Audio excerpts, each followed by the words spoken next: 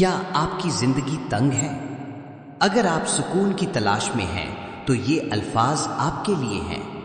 انسان کی فطرت یہ ہے کہ وہ کبھی بھی اپنی زندگی کو تنگ نہیں دیکھنا چاہتا اور نہ ہی یہ چاہتا ہے کہ آخرت میں اندھا اٹھایا جائے۔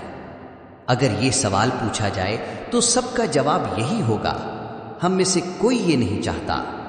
لیکن قرآن کریم نے اس سوال کا جواب یوں دیا ہے، اور جو کوئی میرے ذکر سے منہ موڑتا ہے تو اس کے لیے زندگی تنگ ہو جاتی ہے اور قیامت کے دن ہم اسے اندھا کر کے اٹھائیں گے۔ یہ زندگی کی تنگی صرف غربت نہیں ہے، یہ ممکن ہے کہ ایک شخص کے پاس دولت کے خزانے ہوں، محلات، گاڑیاں، جہاز اور دنیاوی آسائشیں سب کچھ ہوں، لیکن پھر بھی وہ بے سکون ہو۔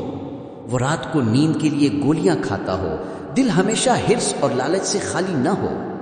یہی بے زندگی کی اصل تنگی ہے۔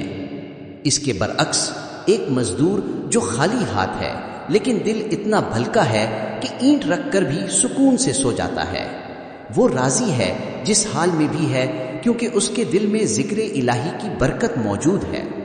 اصل حقیقت یہ ہے کہ پیسہ سکون کا نام نہیں بلکہ ذکر الہی سکون کا نام ہے۔ حضرت ابو سعید خدری رضی اللہ عنہ روایت کرتے ہیں کہ رسول اللہ صلی اللہ علیہ وسلم سے پوچھا گیا، یا رسول اللہ تعالیٰ کے نزدیک قیامت کے دن سب سے افضل درجے والا بندہ کون ہوگا؟ آپ صلی اللہ علیہ وسلم نے فرمایا، جو لوگ کثرت کے ساتھ اللہ کا ذکر کرنے والے ہیں۔ میں نے عرض کیا، یا رسول اللہ صلی اللہ علیہ وسلم، تو اللہ کی راہ میں جہاد کرنے والا؟ آپ نے فرمایا، اگر وہ اپنی تلوار کفار و مشرکین پر مارتا رہے یہاں تک کہ وہ ٹوٹ جائے اور خون میں رنگین ہو جائے، تب بھی کثرت کے ساتھ اللہ کا ذکر کرنے والے اس سے اعلیٰ درجے پر ہوں گے۔ سنن ترمذی 3376۔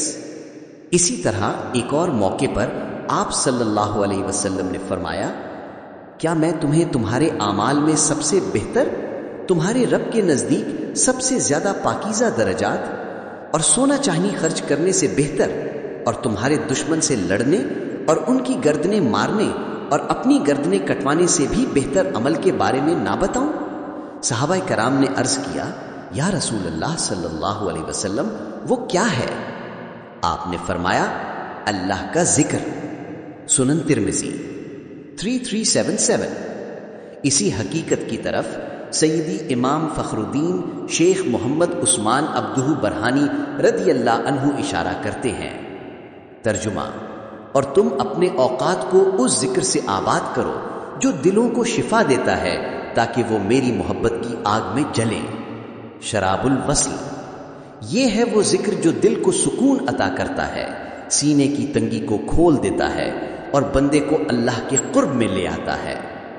اب سوال پھر ہمارے سامنے ہے، کیا ہم میں سے کوئی چاہتا ہے کہ اس کی زندگی تنگ ہو؟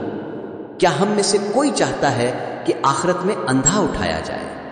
یقیناً نہیں۔ اس کا حل ایک ہی ہے، ذکر الہی۔ یہی وہ چراغ ہے جو دل کی تاریکیوں کو مٹا دیتا ہے، یہ وہ شفا ہے جو روح کو سکون بخشتی ہے، اور یہ وہ راز ہے جو انسان کو دنیا و آخرت میں کامیاب بناتا ہے اور اس کی تنگی والی زندگی کو سکون اور اطمینان سے بھر دیتا ہے۔